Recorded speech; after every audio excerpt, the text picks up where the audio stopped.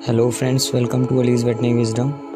दोस्तों, एल्बोमार जो कि एल्बेंडाजोल जिसमें सॉल्ट होता है, ये किस तरीके से यूज़ की जाती है, क्योंकि ये काफ़ी पॉपुलर दवाई है और मेरे ख्याल से विमराल के बाद लोग इसे ही सबसे ज़्यादा यूज़ करते हैं। तो काउज़, बफेलोज़ और उनके calves, goats, sheep, lambs, dog, cats में किस तरीके से यूज़ होती है, इसका क्या काम होता है और इसकी डोज़ कैसे सेट होती है, उसके बारे में हम इस वीडियो में देखेंगे।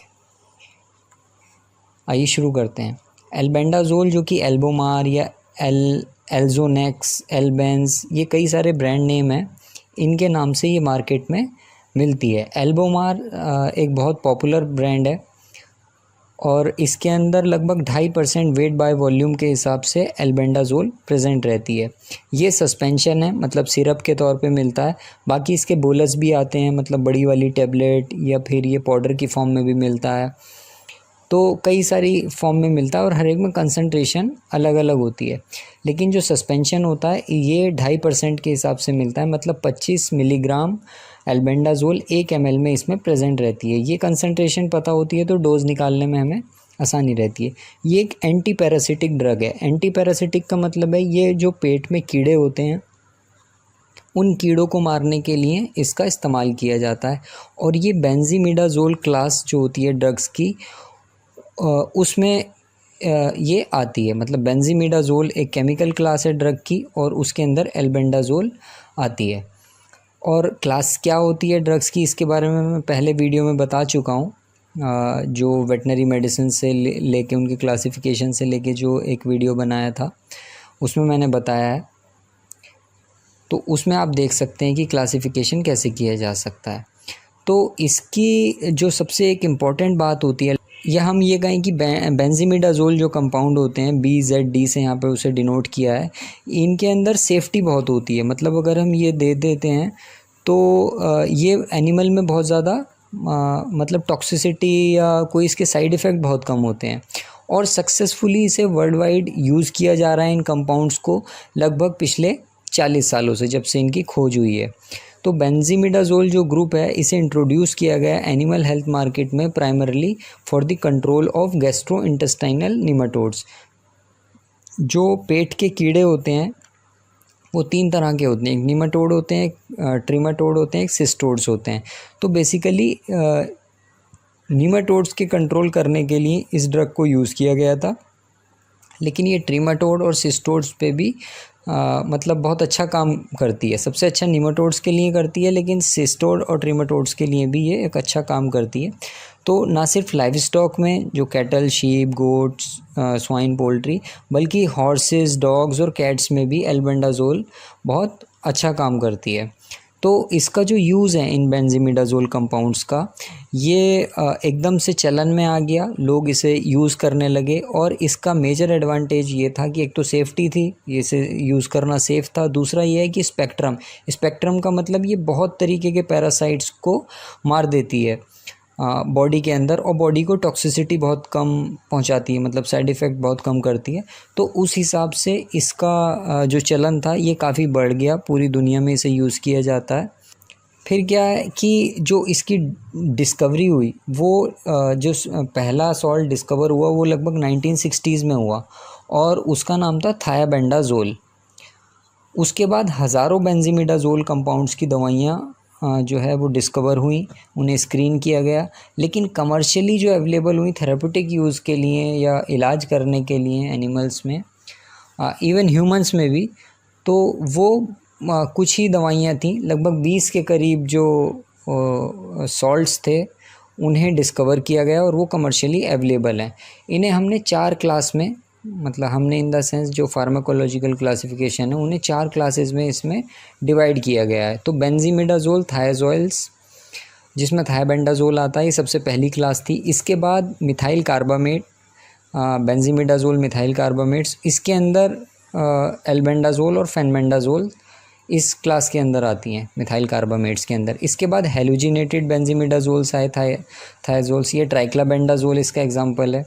और फिर प्रो बेंजीमिडाजोल या थायोफेनेट करके जो दवाई आती है, वो ये वेटनरी में इसका यूज़ नहीं है। वेटनरी में प्रो बेंजीमिडाज़ोल्स का कोई यूज़ नहीं है। ये क्या होती है कि ये वैसे तो दवाई पैरासाइट्स के अगेंस्ट काम नहीं करती है, लेकिन ये पहले जाती है बॉडी के अंदर जाके ये एक्टिवेट होती है पहले, फिर ये काम करती है, तो इसकी टॉक्सिसिटी और कम हो जाती है। लेकिन अगर लीवर वगैरह में प्रॉब्लम है तो फिर ये वाली दवाइयाँ यूज़ करने में प्रॉब्लम होती है।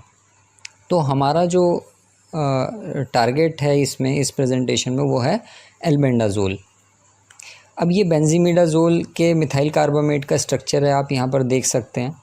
हालांकि स्ट्रक्चर से आप लोगों को इतना कुछ लेना देना नहीं है, मतलब ये बेसिकली स्ट्रक्चर इसका मेन रहता है और ये न्यूक्लियर स्ट्रक्चर कहलाता है। इसी के ऊपर जुड़ते रहते हैं केमिकल, कहीं कुछ जुड़ जाता है, कहीं पर कुछ जुड़ जाता है, तो उसी से नई नई दवाइयाँ बनती रहती हैं।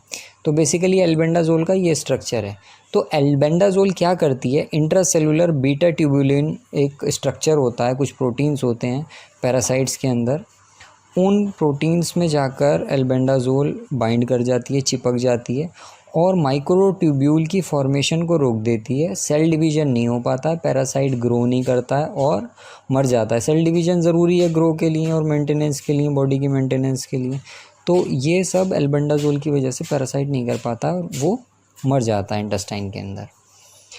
जो रेट कांस्टेंट होता है डिसोसिएशन का, क्योंकि जो माइक्रोट्यूब्यूल्स होते हैं या ट्यूबुलिन होता है, ये मेमेलियन सेल के अंदर भी होता है। मतलब अगर आपकी गाय है तो गाय की सेल के अंदर भी ट्यूबुलिन होगा, लेकिन गाय की सेल का ट्यूबुलिन एल्बेंडाज़ोल से चिपक नहीं पाता है या उसकी चिपकने की क्षमता बहुत कम होती है। लेकिन पैरासाइट के अंदर जो ट्यूबुलिन होता है उससे वो बहुत अच्छी तरीके से और बहुत जल्दी चिपक जाता है। तो पैरासाइट में तो वो सेल डिवीज़न को रोक देता है, लेकिन गाय को, भैंस को, बकरी को, जिनमें ये दवाइयाँ दी जाती हैं, उनमें इतना हार्म ये नहीं पहुंचाती है एल्बेंडाज़ोल। तो ये यहाँ पर लिखा गया है कि जो एल्बेंडाज़ोल या इसी क्लास की और ड्रग्स हैं जैसे फेनमेंडाज़ोल वगैरह है, ये सेलेक्टिवली टॉक्सिक होती हैं पैरासाइट के लिए और मेमेलियन सेल के लिए, मतलब आपके पशुओं के लिए ये टॉक्सिक या जहरीली नहीं होती हैं। तो बेंजीमिडाज़ोल मिथाइल कार्बामेट जो कि एल्बेंडाज़ोल है, ये इसका जो काम होता है वो जीआई ट्रैक में ही होता है। मतलब जो आंतें होती हैं, आंतों के अंदर ही ये काम करती है और आंतों से एब्जॉर्ब होके खून में नहीं जाती है इसकी, क्योंकि ये पानी के अंदर इसकी सॉल्युबिलिटी बहुत पुअर होती है, तो सॉल्युबल नहीं होती है, इसी वजह से ये एब्जॉर्ब होके आंतों को पार करके खून में नहीं जाती है। तो जितना भी इसे काम करना होता है, इसी वजह से पेट के कीड़ों को ही ये मारती है। इसी वजह से जैसे आप हाईटेक या आइवरमेक्टिन वगैरह यूज़ करते हैं, तो आइवरमेक्टिन का जो बोलस होता है वो इंटेस्टाइन के पैरासाइट्स को तो मारता ही है, साथ साथ जो जुएँ, किल्लियाँ होती हैं ऊपर, उनके ऊपर भी काम करता है, क्योंकि वो खून में चला जाता है। लेकिन ये सिर्फ आंतों की जो पैरासाइट्स होते हैं उन्हें ही मारती है, और जो थोड़ी बहुत एब्जॉर्ब होती है तो वो लीवर फ्लूक वगैरह जो होते हैं उन्हें भी किल करती है। उसके लिए डोज़ बढ़ानी पड़ती है, डोज़ के बारे में मैं आगे बताऊंगा। तो जो इसका डिसोल्यूशन रेट होता है, जो पैसेज के अंदर जीआई ट्रैक जो आंतें होती हैं उसके अंदर, और एब्जॉर्प्शन सिस्टेमिक सर्कुलेशन में, वो काफ़ी स्लो होता है।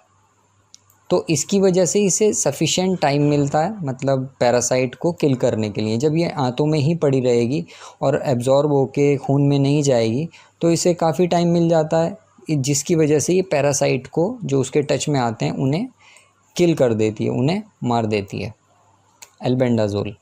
तो एल्बेंडाज़ोल इंट्रोड्यूस बाय, सबसे पहले जो एल्बेंडाज़ोल को इंट्रोड्यूस किया वो स्मिथ क्लाइन एक कंपनी थी, उसने इंट्रोड्यूस किया, जिसे जो बाद में फाइज़र हो गई, उसके बाद ये ज़ोइटिस हो गई, और ये 1970s में इसे लॉन्च किया गया था। लाइव स्टॉक के अंदर इसका मासिव यूज़ है, मतलब बहुत ज़्यादा एल्बेंडाज़ोल को यूज़ किया जाता है। इसके बाद हॉर्सेस के अंदर भी इसे यूज़ तो करते हैं, लेकिन बहुत ज़्यादा यूज़ नहीं करते हैं, स्कार्स यूज़ है इसका। इसके अंदर, हॉर्सेस के अंदर और कुछ एंटी पैरासाइट्स आते हैं, उन्हें यूज़ करना ठीक रहता है। बाकी डॉग्स के और कैट्स के अंदर भी इसका यूज़ काफ़ी ज़्यादा है एल्बेंडाज़ोल का।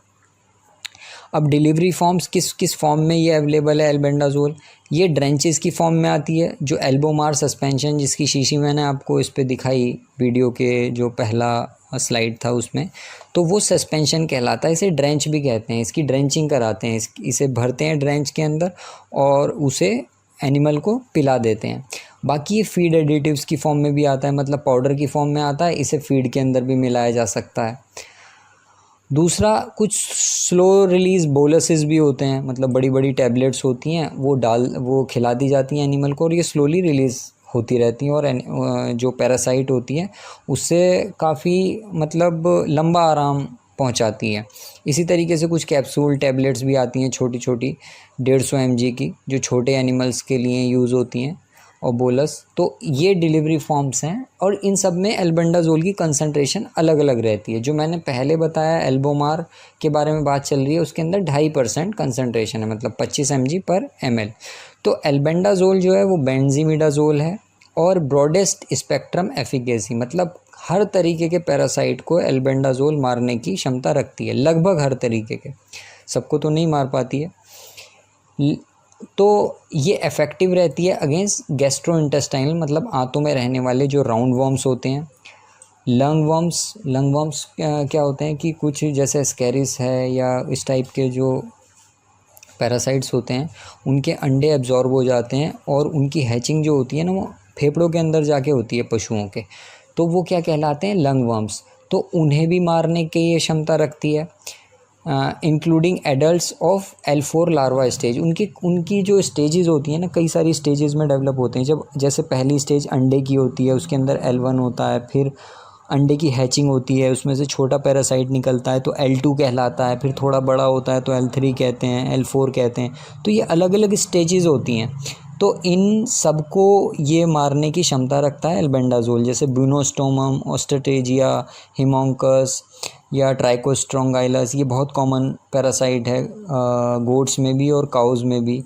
कुपेरिया, निमेटोडायरस, चेबर्शिया, इसोफेगोस्टोमम, ट्राइचूरिस,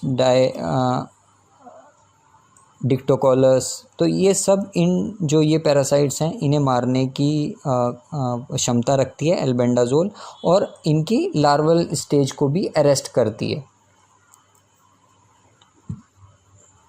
दूसरे होते हैं, ये तो राउंड वर्म्स की बात हो गई, निमाटोड्स। दूसरे आते हैं टेप वर्म्स जैसे सिस्टोड्स जिन्हें कहते हैं, मुनीजिया या टीनिया, और लीवर फ्लूक्स, ये ट्रिमाटोड्स होते हैं, फैशियोला हेपेटिका एंड फैशियोलॉइडिस मैग्ना। तो इनके अगेंस्ट भी तो 3 क्लास होती हैं पैरासाइट्स की, राउंड वर्म्स, टेप वर्म्स और फ्लूक्स, और तीनों के अगेंस्ट ही एल्बेंडाजोल अच्छा काम करती है। लेकिन इसकी एक्सटर्नल पैरासाइट जुएँ हैं, किल्लियाँ हैं, पिस्सू हैं, उनके लिए इसकी कोई एफिकेसी नहीं होती। It is also effective against major parasitic round worms, Ancylostoma, Toxocara, जो डॉग्स और कैट्स के होते हैं, और टेप वर्म्स जो डॉग्स और कैट्स में पाए जाते हैं, काइनोकोकस, डाइपाइलिडियम, टीनिया, तो इनके अंदर भी एल्बेंडाजोल अच्छा काम करती है। जियार्डियासिस एक प्रोटोजोआ की से होने वाली बीमारी है, जिससे बुखार भी होता है और दस्त भी आते हैं, तो जियार्डिया के लिए भी इसे यूज़ किया जाता है। तो जर्नल डोज जो है कैटल के अंदर और गोट के अंदर वो 10 mg/kg बॉडी वेट है। या फिर एल्बोमार की फॉर्म में अगर इस डोज को देखें तो एल्बोमार सस्पेंशन जो होता है वो 10 ml/25 kg बॉडी वेट उसे दिया जाता है। 10 ml/25 kg बॉडी वेट आप एल्बोमार सस्पेंशन को यूज़ कर सकते हैं कैटल में और गोट में। शीप के अंदर डोज थोड़ी कम होती है, ये होती है लगभग 7.5 mg/kg बॉडी वेट, और अगर एल्बोमार सस्पेंशन आप यूज़ कर रहे हैं तो 7.5 ml/kg बॉडी वेट। और अगर एल्बोमार के अलावा कोई और एल्बेंडाजोल की फॉर्म आप यूज़ कर रहे हैं तो उसकी कंसंट्रेशन आप देख लें। जैसे इसमें तो 2.5% है, उसके हिसाब से मैंने बता दिया आपको कि 10 ml/25 kg। हो सकता है कंसंट्रेशन अलग हो तो ये डोज भी उसकी चेंज हो जाएगी, लेकिन जो mg/kg बॉडी वेट की डोज़ है वो सेम ही रहेगी, तो उससे आप खुद भी कैलकुलेट कर सकते हैं। तो जर्नल डोज जो लाइव स्टॉक के अंदर, मतलब शीप हो या कैटल हो या गोट हो या काफ्स हो, तो लीवर फ्लूक, फैशियोला हेपेटिका का अगर इन्फेस्टेशन है तो उसके लिए वो 15 mg/kg बॉडी वेट के हिसाब से यूज़ की जाएगी। और एल्बोमार सस्पेंशन अगर आप यूज़ कर रहे हैं लीवर फ्लूक इन्फेस्टेशन में तो 15 ml/25 kg बॉडी वेट के हिसाब से उसे यूज़ किया जाएगा। डॉग और कैट के लिए जर्नल डोज क्या है इसकी, 25 to 50 mg पर kg बॉडी वेट। और एल्बोमार सस्पेंशन की डोज कितनी होगी, 1 to 2 ml पर kg बॉडी वेट। तो 1 से 2 ml यहाँ पर kg बॉडी वेट में दिया जाएगा।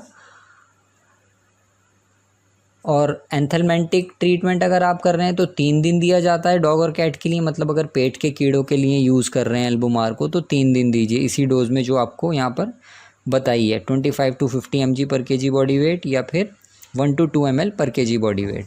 और अगर रेस्पायरेटरी पैरासाइट के लिए इसे यूज़ किया जा रहा है तो वो 10 to 14 डेज़ के लिए इसे दिया जाता है। It is also use to treat calves, kids और लैम्स। लैम्स के अंदर पहले जो कुछ हफ्ते होते हैं उनकी ज़िंदगी के, उसके अंदर यूज़ किया जाता है। काव्स के अंदर इसकी डोज जो है वो 20 ml रहती है। और किड्स के अंदर जो छोटे बच्चे होते हैं बकरी के, उनके अंदर 2 ml टोटल डोज और 1.5 ml के लगभग लैम में, मतलब भेड़ के बच्चों में, और 1 ml पर kg to kittens and puppies. जो बिल्ली के या जो डॉग पपीज़ होते हैं उनके लिए ये 1 ml पर kg बॉडी वेट के हिसाब से दी जाती है। अब यहाँ पर कुछ प्रिकॉशंस हैं, उन्हें ख्याल में रखना चाहिए, उन्हें ध्यान में रखना चाहिए। एक तो इसे कभी भी प्रेग्नेंट एनिमल के अंदर यूज़ नहीं करना चाहिए, और कम से कम जो पहले 45 दिन होते हैं प्रेगनेंसी के, उनमें तो इसे यूज़ वैसे भी नहीं करना चाहिए। तो ख्याल इस बात का रखें कि अगर आप ब्रीडिंग करा रहे हैं अपने एनिमल्स की तो इसे यूज़ करना, मतलब आपने ब्रीडर छोड़ा हुआ है अपने एनिमल्स के साथ, तो इसे यूज़ करना अवॉइड कीजिए। मतलब कम से कम 1 हफ़्ता या 10 दिन पहले आप इसका यूज़ बंद कर दें, रूमिनेंट्स में खासकर ब्रीडिंग से। और ब्रीडिंग के 45 दिन बाद तक इसे यूज़ ना करें प्रेग्नेंट एनिमल्स में। अब इसके अगेंस्ट रेजिस्टेंस भी शुरू हो गया है, मतलब एल्बेंडाजोल के अगेंस्ट लाइव स्टॉक स्पीशीज़ में, तो उसकी वजह से इसकी थोड़ी सी जो एफिकेसी है वो कम हो गई है। लेकिन पेट्स के अंदर इसका इतना रेजिस्टेंस नहीं है और पेट्स के अंदर ये अभी भी अच्छा काम करता है। मतलब एल्बेंडाजोल अगर आप अच्छी कंपनी का, अच्छी क्वालिटी का लेंगे तो वो कम डोज़ या जितनी यहाँ पे बताई गई है उतनी डोज़ में वो अच्छा काम कर जाता है, मतलब सेटिस्फैक्ट्री काम कर जाता है। लेकिन अगर आप अच्छी क्वालिटी का नहीं लेंगे, किसी लोकल कंपनी का ले लेंगे, तो शायद वो उतना अच्छा काम ना करे और आपको उसमें डोज़ बढ़ानी पड़े। तो चाहे महंगी दवाई लेनी पड़े, दवाई हमेशा अच्छी लेनी चाहिए, अच्छी कंपनी की लेनी चाहिए। तो स्पेसिफ़िक डोज़ और ड्यूरेशन जो ट्रीटमेंट की होती है वो डिफ़र करती है as per species of parasite. मतलब जैसे जैसे पैरासाइट अगर चेंज होता है तो उस हिसाब से डोज़ भी थोड़ी बहुत चेंज हो जाती है। तो ये आपको मैं इन्फॉर्मेशन जो बता रहा हूँ ये जस्ट आपकी नॉलेज के लिए, आप इसे जनरल में यूज़ कर सकते हैं। लेकिन अगर एनिमल बीमार है, मतलब प्रिवेंशन में तो आप इस डोज़ में दे सकते हैं कि नहीं हमें करना है, लेकिन एनिमल अगर बीमार है, उससे कोई प्रॉब्लम है, उसे डायरिया है या रेस्पिरेटरी साइंस हैं, तो उसमें आप अपने आप से इस दवाई का यूज़ ना करें। मतलब ट्रीटमेंट के लिए अपने आप से इस दवाई को यूज़ ना करें, उसमें आप वेटनेरियन की सलाह लें, वेटनेरियन को दिखाएं कि क्या प्रॉब्लम है, उसके बाद अगर वो कहे तो इसे इस्तेमाल करें। जितनी भी बेंजीमिडाज़ोल्स हैं उनका रेसिडुअल इफ़ेक्ट नहीं होता है। मतलब क्या है कि वो पैरासाइट्स को मार देती हैं कुछ ही घंटों में, मतलब उन्हें देने के कुछ ही घंटों बाद पैरासाइट्स जो हैं वो मर जाते हैं। लेकिन उसके बाद कोई सिग्निफिकेंट प्रोटेक्शन नहीं होता है कि रीइन्फेस्टेशन ना हो। ऐसा नहीं है कि मान लीजिए आपने आज अपनी भैंस को एल्बेंडाजोल दिया और उसने अपना काम किया, 2-3 दिन बाद आपके यहाँ चारा आया, उसके अंदर फैशियोला हेपेटिका के अंडे थे, वो आपकी भैंस ने फिर खा लिए, वो उसके अंदर पैरासाइट दोबारा से चला गया। तो ये होता है उसका रेसिडुअल इफ़ेक्ट। कुछ भी दवाइयाँ ऐसी होती हैं कि वो बाद में भी काम करती रहती हैं, लेकिन एल्बेंडाजोल ऐसी दवाई नहीं है कि वो देने के बाद उस टाइम जो पैरासाइट्स होंगे उन्हें तो किल कर देगी, लेकिन अगर दोबारा फीड से या किसी तरीके से एनिमल के अंदर आ गए तो उस पर कोई इफ़ेक्ट उनका नहीं होता है। डॉग्स कैट्स के अंदर जो ये दिया जाता है एल्बेंडाजोल को, इसे खाने के साथ देना चाहिए। जब आप उसे खाना दे रहे हों या तो उसके साथ आप उसे एल्बेंडाजोल दे सकते हैं। लेकिन अगर लाइव स्टॉक, मतलब जो भैंस है, गाय है, बकरी, भेड़ है, इनके अंदर आप लगभग 36 घंटे पहले जब आप एल्बेंडाजोल दे रहे हैं, अगर आप इसका इफ़ेक्ट बढ़ाना चाहते हैं, इसकी एफिकेसी बढ़ाना चाहते हैं, तो लगभग 36 घंटे पहले आप उसे उसके फीड में 50% तक रिडक्शन कर दें, उसका दाना चारा 50% कम कर दें 36 घंटे पहले। और 8 घंटे बाद तक, एल्बेंडाजोल देने के 8 घंटे बाद तक फीड को ना दें। लेकिन ऐसा करना मुश्किल होता है अगर एनिमल आपका मिल्किंग उसमें है, स्टेज में है, तो थोड़ा मुश्किल हो जाता है उसे इतना ज़्यादा ऑफ फीड रखना या कम फीड देना। लेकिन फिर भी इसकी एफिकेसी जो है वो लगभग 1.5 गुना तक बढ़ जाती है, अपना अच्छा काम करती है ये। और लेकिन डॉग और कैट्स में क्या होता है, कई बार ये बोन मैरो टॉक्सिसिटी कर देती है, मतलब उसके अंदर प्लेटलेट काउंट्स कम हो जाते हैं। तो अगर कोई वायरल है, बुखार वगैरह है या ये सब चीज़ें हैं, तो डॉग्स या कैट्स में एल्बेंडाजोल को अवॉइड करना चाहिए उन मतलब पर्टिकुलर केसेस में। अगर हेल्दी एनिमल है, प्रिवेंशन के लिए दे रहे हैं, तब तो ठीक है, जो डोज़ बताइए उस डोज़ में दें। लेकिन अगर कोई और प्रॉब्लम है ऑलरेडी तो उसमें इन्हें ना दें। और बहुत ज़्यादा एजेड डॉग्स हैं तो उनमें भी इसे अवॉइड करें। Thank you for watching this video. आपको कैसी लगी वीडियो, फीडबैक कमेंट्स में ज़रूर बताएं। और कंसल्टेशन के लिए कई लोग पूछते रहते हैं, तो ये व्हाट्सएप नंबर है, आप डायरेक्टली इस पर व्हाट्सएप कर सकते हैं। व्हाट्सएप के बाद एक मैसेज आता है, मैसेज में एक लिंक है, उस लिंक को आप पढ़ लें। और बाकी ये ईमेल आईडी है, यहाँ पर भी आप कांटेक्ट कर सकते हैं। Thank you.